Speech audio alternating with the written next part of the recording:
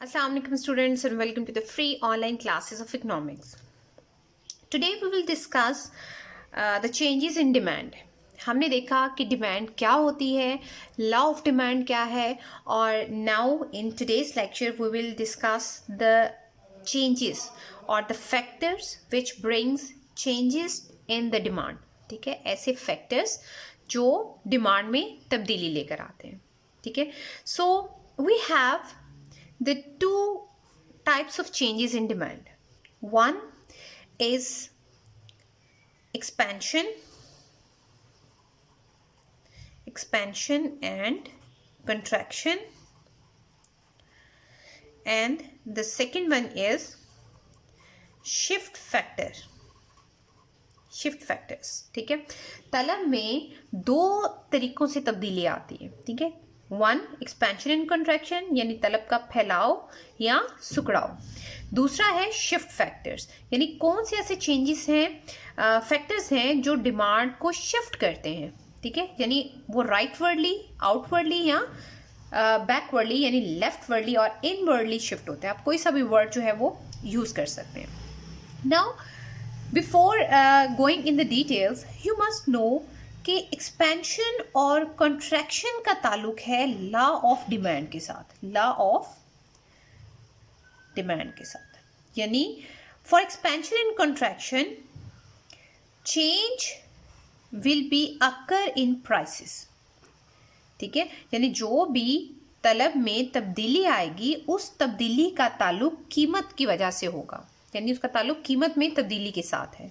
कीमत में तब्दीली आने की वजह से तलब में जो भी तब्दीली आएगी, चाहे पॉजिटिव है चाहे नेगेटिव है, यानी चाहे इंक्रीज है चाहे डिक्रीज है, that change is called expansion and contraction.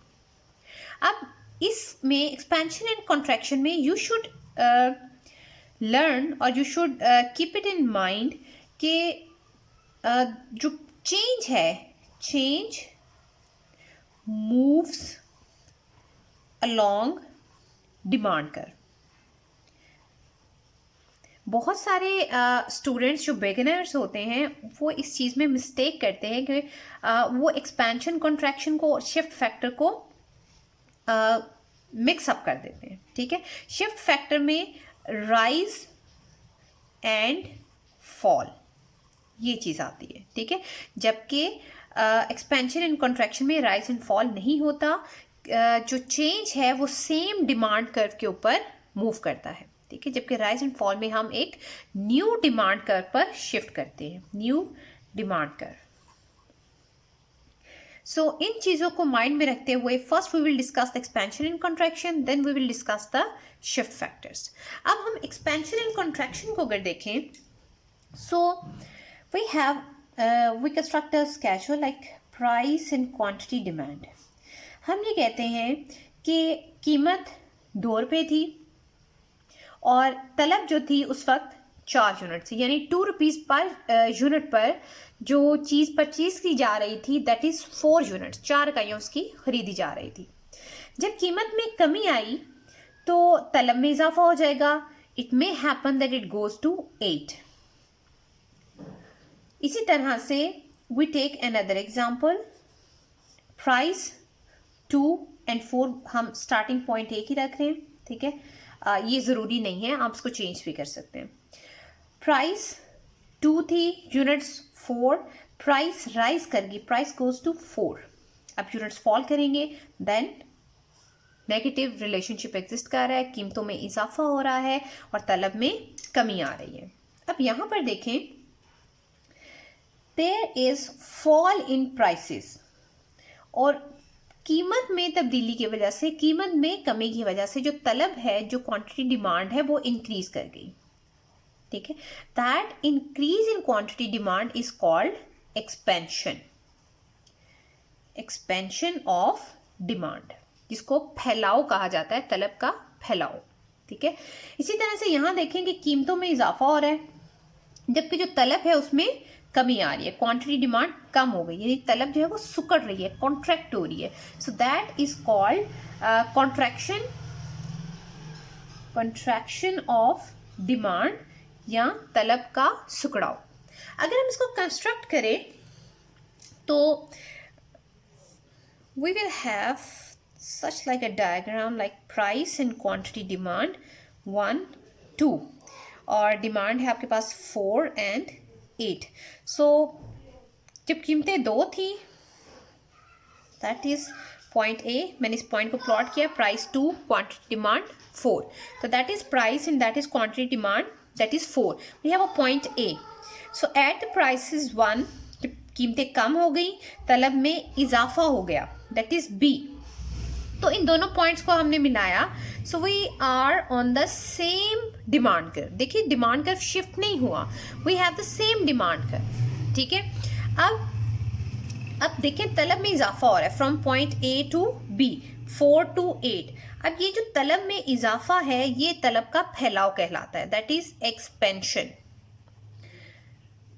ठीक है, इसी तरह से अगर आप सेकंड टेबल को कंस्ट्रक्ट करें, वी हैव प्राइस 2 and 4, जबकि 2 and 4 क्वांटिटी डिमांड. पहला point 2 and 4, 2 prices 4 demand, 4 prices 2 demand, that is 4 and that is 2. इन दोनों को आप आपस में मिलाएं तो आपके पास एक ही डिमांड कर्व आया है, डिमांड कर्व शिफ्ट नहीं हुआ.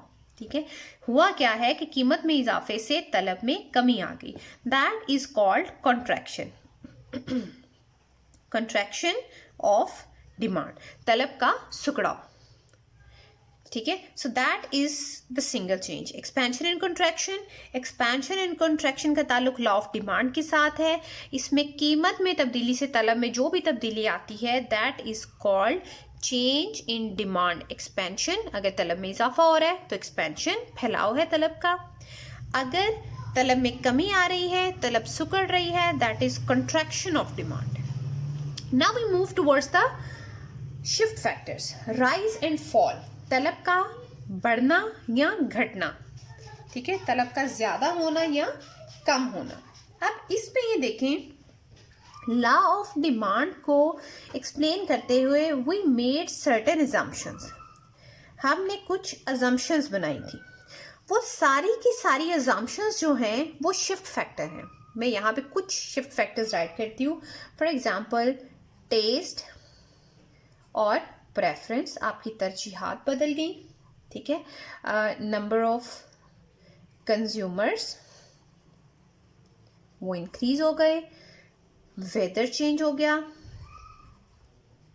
Weather change and so on etcetera. ठीक है, ये सारी रीजंस हैं, ये सारे वो फैक्टर्स हैं जो शिफ्ट फैक्टर्स कहलाते हैं. ठीक है, कीमत जो है लॉ ऑफ डिमांड में, कीमत के अलावा जो भी फैक्टर्स हैं, these factors are called shift factors. Basically जो हमने असम्पशन की हैं, असम्पशन फर्ज की थी, जो कंडीशंस कांस्टेंट फर्ज की थी, वो उन सब में अगर चेंज आता है या किसी एक में चेंज आता है, then demand curve will shift. मिसाल के तौर पर we construct schedule price and quantity demand 2 and 4. अब कीमत में कोई तब्दीली नहीं आई. क्या हुआ कि नंबर ऑफ कंज्यूमर इंक्रीज हो गए, यानी आपके घर गेस्ट आ गए. तो इस कंडीशन में क्या हुआ, कीमत तो वही है, डिमांड क्या होगी आपकी, इंक्रीज हो जाएगी. It may go to 10. या ये कहें कि जब a cup of coffee 2 rupees का था, तो उस वक्त आप इसको 4 cups in a week purchase कर रहे थे. ठीक है, अब विंटर सीजन है, कीमत में कोई चेंज नहीं आया, लेकिन डिमांड जो है वो बढ़ गई है. थर्ड, वेदर को देखते हैं. कीमत कांस्टेंट है, यूनिट्स 4 पे कांस्टेंट है, इनिशियल पॉइंट हमारा सेम है, लेकिन एकदम से सर्दियां आई तो क्या हुआ, उन्हीं प्राइसेस पर जो डिमांड फॉर विंटर क्लोथ्स था वो क्या हुआ, बहुत ज्यादा बढ़ गया. ठीक है, so because of these shift factors हुआ क्या कि कीमत में कोई चेंज नहीं आया, लेकिन डिमांड में इजाफा हो गया. अब हम इसको कंस्ट्रक्ट करते हैं. We have the initial condition like 2 and 4. हम इन दोनों पॉइंट्स को आपस में कंबाइन करते हैं. Suppose we have the demand curve D1 and D1. ठीक है, अब क्या हुआ कि कीमत कांस्टेंट है, प्राइस में कोई चेंज नहीं आया, लेकिन इन्हीं प्राइसेस पर हुआ क्या, because of these shift factors demand जो है वो 10 पर चली गई, तो डिमांड कर्व आगे शिफ्ट हो गया D2 D2। अब जब डिमांड कर्व आउटवर्डली शिफ्ट हुआ, that outward shift is called rise in demand, तलब का बढ़ना। ये तलब का बढ़ना है, ये था एक्सपेंशन ऑफ डिमांड। अब देखिए यहां पर प्राइस रिमेन कांस्टेंट, तो यहां पे जो डिमांड में तब्दीली आ रही है, जो तलब में तब्दीली आ रही है, that change is called change in demand, तलब में तब्दीली। लेकिन यहाँ पे कीमत में तब्दीली की वजह से जो चेंज आ रहा था, that is change in quantity demand, वो तलब मिकदार तलब में तब्दीली था, ठीक है। Similarly a cup of coffee cost ₹2, 4 cups हम जो है वो कंज्यूम करें पर वीक, लेकिन प्राइस कम हो गई, इट गोज टू 1। प्राइस के कम हो जाने से, sorry, price remain constant, price में कोई चेंज नहीं आया, लेकिन अब गर्मियां आ गई, अब गर्मियों में तो कॉफ़ी नहीं पी जा सकती, तो इस कंडीशन में क्या होगा कि डिमांड जो है वो ऑटोमेटिकली रिड्यूस हो जाएगी। तो इस कंडीशन में क्या हुआ कि सेम प्राइस लेवल पर डिमांड 1 पर आ गई, तो डिमांड कर बैकवर्ड शिफ्ट हो गया D0 तो that backward shift is called fall in demand curve, ठीक है। ये जो बैकवर्ड शिफ्ट है that is called fall in demand. अब याद रखें कि ये भी डिमांड में तब्दीली है, तलब में तब्दीली है, मिकदार तलब में तब्दीली नहीं है। आई रिपीट, मिकदार तलब में तब्दीली कीमत में तब्दीली की वजह से आती है, जबकि तलब में तब्दीली शिफ्ट फैक्टर्स की वजह से आती है। So that's all about the changes in the demand curve. I hope you understand well. Please like and share the video. Thank you so much.